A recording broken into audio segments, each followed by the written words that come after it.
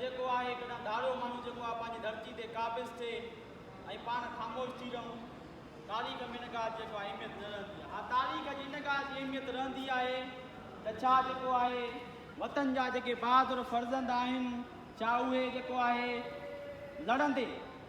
तारीख़ में इन ॻाल्हि जी अहमियत न रहंदी आहे त जेको आहे छा धारियो माण्हू जॾहिं पंहिंजी धरती ते क़ाबिज़ थो थिए त छा जेको आहे सिंधी माण्हू, छा जेको आहे वतन परस्त, छा जेको आहे धरती धणी उन हमले आवर सां मुआदो अटकायो या न अटकायो। तारीख़ में इन ॻाल्हि जी अहमियत लाज़मी तौर ते रहंदी आहे। असां सम्झूं पिया त शहीद आज़म महाराजा ॾाहिल, जंहिंखे साईं जीएम सैयद, रहबर सिंध साईं जीएम सैयद सिंधी सिंध जा सुरमा किताब लिखी करे खेसि सिंध जो जेको आहे पहिरियों क़ौमी सुरमो करार थो ॾिए। असां सम्झी चुका आहियूं सिंध जो बादशाह नौजवान हाणे अक़ीदे परस्ती ऐं मज़हबी कटरपणे वारी इन रवायतुनि मां निकिरी करे इहो सम्झी चुको आहे त असांजा क़ौमी हीरो उहे आहिनि जेके जेके पंहिंजे वतन जो दफ़ा कंदे पंहिंजे नंगनि ऐं दंगनि ऐं नामूस जे लाइ पंहिंजा सिरनि जा नज़राना पेश करे जेको आहे वक़्त जे जेको आहे हमले आवरनि खे जेको आहे मुआदो अटकायो आहे।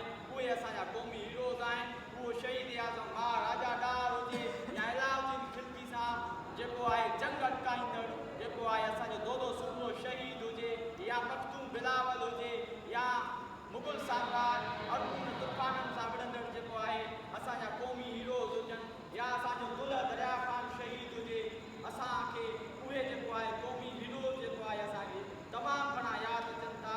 इन्हीअ जे मौक़े ते अॼु 10 रमज़ान ते 712 हिजरी में जेको आहे हिन अज़ीम किरदार जेको आहे मोहम्मद बिन कासिम जेको अरब जेको लुटेरो असांखे दर्सी किताबनि जे अंदरि वॾे में वॾी कहाणियूं असांखे इहो अञा असां वटि हाणियूं मिले थो त असांखे किताबनि जे अंदरि असांखे लतीफ़ जा इनकलाबी शेर कोन था ॿुधाया वञनि।